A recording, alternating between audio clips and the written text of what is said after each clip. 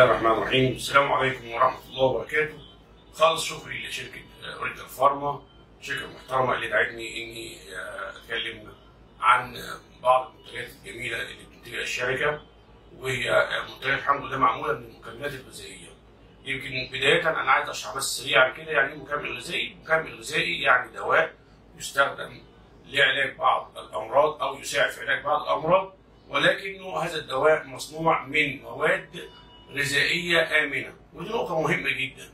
ولذلك هناك في بعض الدول الأوروبية المكملات الغذائية ممكن تلاقيها في السوبر ماركت دلوقتي، لأنها من الحاجات الآمنة تماما. ولذلك احنا في طب الأطفال بنلجأ إلى استعمال المكملات الغذائية في الكثير من الروشتات اللي بنكتبها.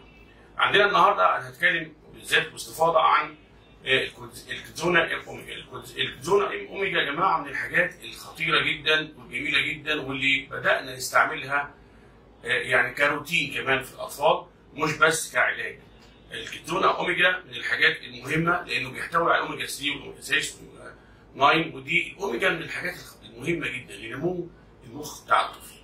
يعني احنا بنتكلم انه اولا الاوميجا على فكره عشان عارفين موجوده في الغشاء الخاص باي خليه في جسم الانسان، وهي مكون اساسي من مكونات الخليه، ولكنها مكون هام وخطير ولابد ان يكون موجود بكميه اكبر في خلايا الدماغ او خلايا المخ وفي خلايا العين.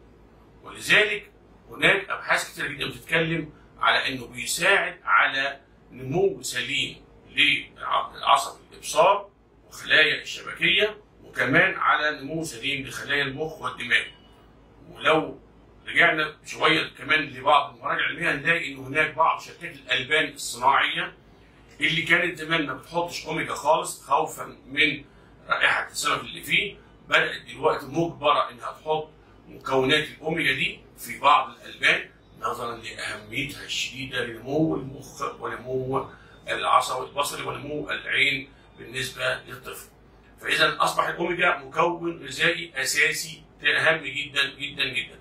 كونه على فكره هو مهم للكبار وللاطفال، ولكن احنا بنتكلم كاستشاري او الاطفال، بتكلم في الجزء اللي يخصنا واللي يهمنا جدا.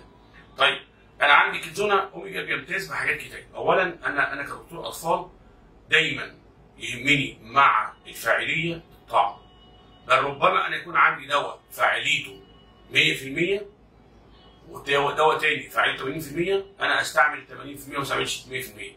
هتقولي ليه؟ اقول لك لانه طالما 80% طعمه كويس انا الطفل هيستفيد ب 100%، انما اللي 100% وطعمه وحش الطفل مش هيستفيد بيه ولا 0%، مش هيرضى يشربه.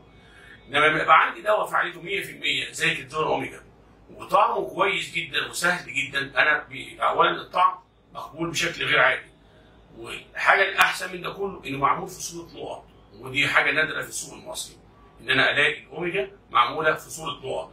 ده يخليني اقدر اتحرك كويس جدا. يعني عندي القطاره هنا اهو فيها تقريبا 500 مللي الاوميجا ده هي، وفيها تقريبا القطاره فيها 800 انترناشونال يونت من او واحده من الفيتامين د، وده طبعا فيتامين د ده احنا بنعتبره مشكله العصر دلوقتي. احنا كل ما نعمل تحليل معظم اطفال مصر اللي في فيتامين دي بنلاقي فيه نقص جامد فيتامين دي، وهو عصب الخليه عموما فيتامين دي.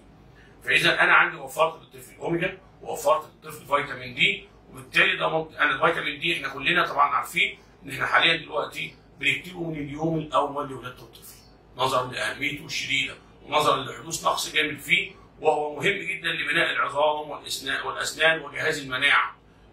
تعلموا ان احنا في جائحه كورونا كنا بنكتبه لمرضى الكورونا في المستشفيات فيتامين دي، واخدين بالكم ازاي؟ طيب الاوميجا كمان مش بس لنمو الدماغ والنمو، لا الاوميجا مهم جدا لجهاز المناعه، من الحاجات اللي بتحفظ جهاز المناعه. الاوميجا مهم جدا للاطفال في المدارس، مش بس الطفل اللي لسه بيكون، لا ده اطفال المدارس مهم للتركيز للنشاط الذهني في كثير من الامراض العصبيه اللي زي الامراض اللي طرأت على المجتمع وطرأت الاطفال زي فرط الحركه وزي التوحد. الامراض دي كلها بدانا نستخدم الاوميجا لانه بيعيد ترتيب ونمو خلايا المخ. ده بالنسبه لكيتزونا اوميجا، انا يعني بنصح باستعماله طبعا تحت اشراف الطبيب. احنا ما بنتكلمش عن ادويه كيماويه فيها اي خطوره خالص، احنا بنتكلم عن ادويه مكمل غذائي زي ما قلنا يستخدم في ويساعد في علاج بعض الامراض ويمنع بعض الامراض وهو يستعمل بامان تام.